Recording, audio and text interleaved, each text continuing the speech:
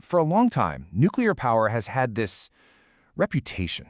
We think of these massive, controversial power plants and all the fears that came with them. But something is definitely shifting. Today, we're going to look at why this old-school power source is suddenly making a huge comeback right in the middle of our high-tech world. And the reason why it's coming back might really surprise you. It's not just about the big, broad idea of climate change. No, it has everything to do with the very technology that's shaping our future, maybe even the device you're watching this on right now. So how in the world is our digital life, our streaming, our cloud, our AIs, pushing our energy grid to the absolute brink? Well, the answer is a massive and mostly invisible hunger for electricity that powers everything we do online. And the scale of this hunger is just stunning. The International Energy Agency is forecasting a 4% jump in what the entire world needs, and that's just in the next 2 years. To put that in perspective, that is one of the fastest growth spurts we have seen in 2 decades. And look, this isn't coming from us plugging in a few more coffee makers. This surge is being driven by the real engines of the 21st century, these enormous data centers that are the backbone of the cloud, the incredible computing power that AI needs to learn, and the factories making the chips that run it all. So this brings us to a really critical problem, a clean energy dilemma. We're building solar and wind farms faster than ever, which is great, but they're intermittent, right? They only make power when the sun's out or the wind's blowing. Our new high-tech world, on the other hand, needs power that is always on, 24/7, no exceptions, and that creates a very serious gap. Now, to really get why nuclear is being looked at to fill that gap, we've got to take a step back and look at its incredibly complicated history. It's a story that swings from this huge post-war optimism to widespread, genuine fear. After a really hopeful start back in 1951 and a building boom that peaked in the 70s, 2 major accidents just completely changed the narrative.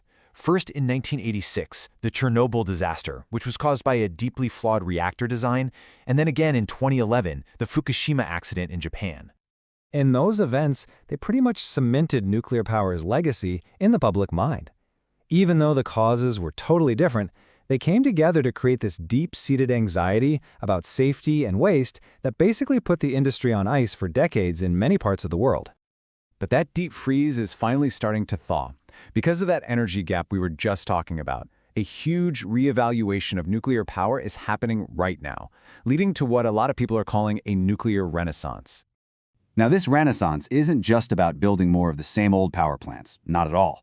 It is a fundamental rethinking of nuclear's role in our world, and it's being pushed forward by this urgent twofold need. We've got to cut carbon emissions, and we need a stable, independent energy supply. At its heart, the goal is actually pretty simple.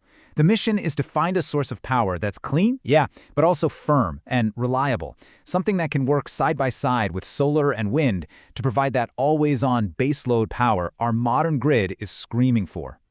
And this search has led us to 2 really fascinating new types of advanced nuclear tech. It's best to think of it not as just one new thing, but as 2 totally different paths forward. One is an evolution of what we know, and the other is a complete revolution.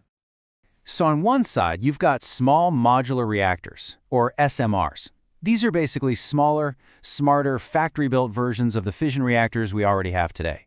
Then, on the other side, you have the ultimate prize, fusion energy. And that's a completely different, revolutionary way to harness the power of the atom.